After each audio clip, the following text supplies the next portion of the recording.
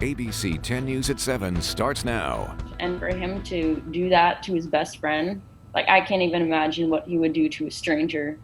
The family of a young man killed by a gun supplied by his friend says justice has not been served. Good evening. I'm Kimberly Hunt. And I'm Steve Atkinson. Our ABC 10 News reporter Leah Pizzetti has the family's frustration over the friend getting off with probation.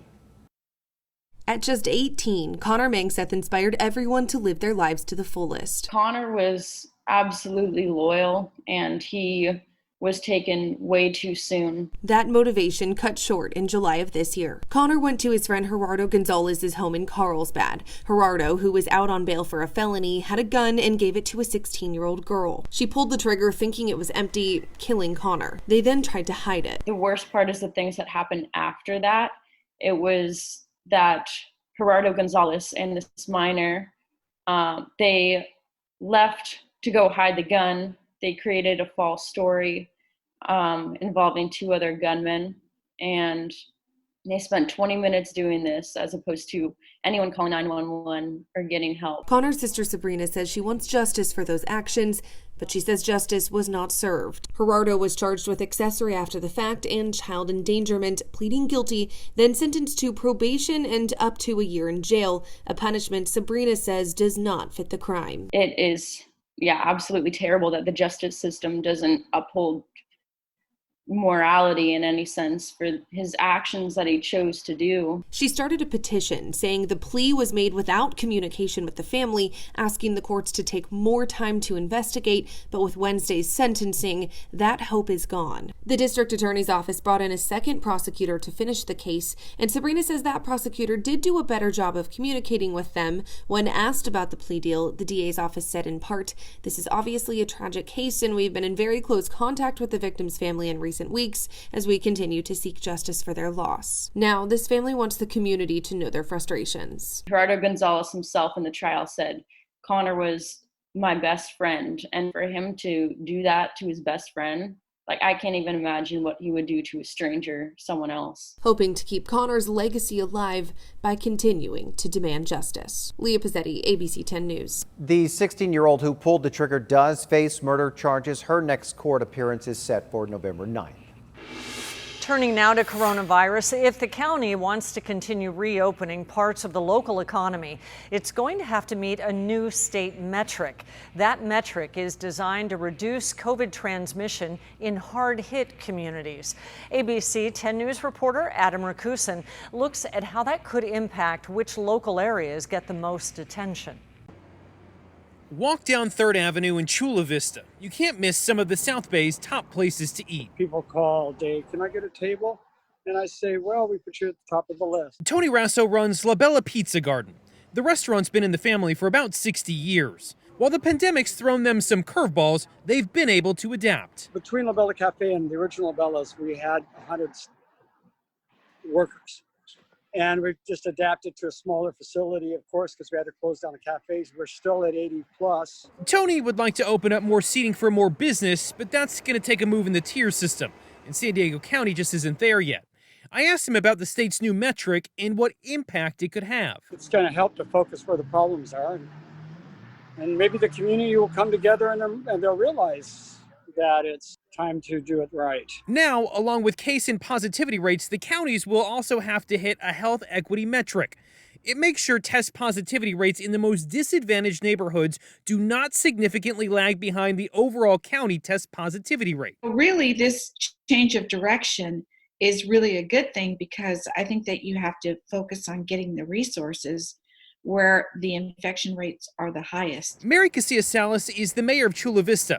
Early on in the pandemic, the South Bay was hit hard. She says what happens in one part of the county will impact the rest of it. Do you think if done correctly, this could actually speed things up for reopening? Sure, because it gives everyone an incentive to get those numbers down. For Tony, he's going to focus on what he can control and do it right. We're excited, to feel the community love, where the Padres are screaming, and I hope they win tonight. Adam Rakusin, ABC 10 News. The metric won't be a factor in pushing the county back into a more restrictive tier, but it could prevent us from moving forward. Here are the latest numbers. The county reported 291 new cases today. That brings our total to 49,400. There were also 6 new deaths, bringing that total to 819. And a California congressman has tested positive for COVID-19 and may have caught it from Utah Senator Mike Lee. The Santa Barbara representative, Salud Carbajal, got tested after learning that Lee was positive. The two men lived next door to each other in the very same building in Washington. Lee tested positive after attending the White House ceremony for the nomination of Amy Coney Barrett. An unmasked Lee was caught on camera hugging people. 24 local undocumented immigrants are facing deportation after a major sting by ICE in California.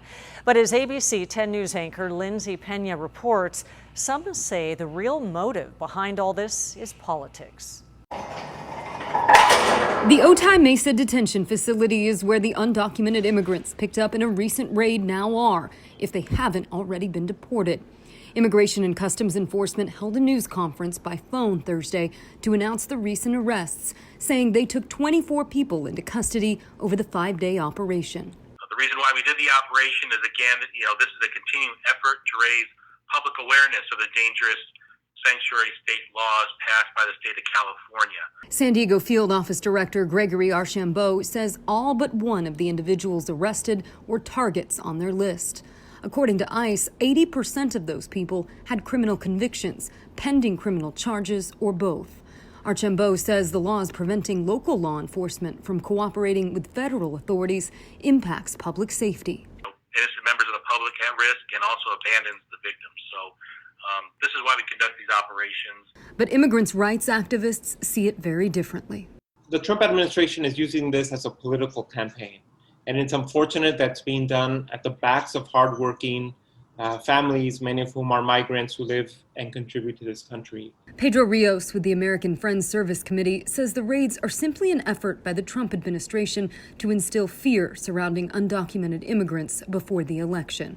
He says those immigrants should remember they still have rights under the Constitution and worries about those often referred to as collateral arrests who weren't targets but end up being deported. They have the right to remain silent. They have the right to make a phone call. They have a right to not be mistreated when they're being apprehended. All these rights still apply. Lindsay Pena, ABC 10 News. Escondido police say that they have caught the man who set a house on fire, killing a person inside. Police arrested Jose Trinidad Romero during a traffic stop yesterday. They say that he set the fire that burned a home on Waverly Place Sunday. Inside that home, firefighters found the body of a man who appeared to have been assaulted. No word yet on a possible motive. Romero is being held without bail until he appears in court later this month. And police need your help finding a Carlsbad bank robber. Surveillance images here show the man who robbed the Union Bank on El Camino Real last Thursday. He entered that bank wearing the typical face covering and said he had a gun. He got away with an undisclosed amount of cash. He's described as white, in his mid-20s, about 5'10", with a thin build. Anyone with information is asked to contact Carlsbad police. A new hospital tower is coming to Scripps Encinitas, courtesy of a Rancho Santa Fe couple. Warner and Debbie Lusardi are donating $25 million to help fund a new acute care hospital tower and a pulmonary institute. It's the largest donation that Scripps Encinitas has received since opening in 1964. The Lusardi Tower is scheduled to open in 2025.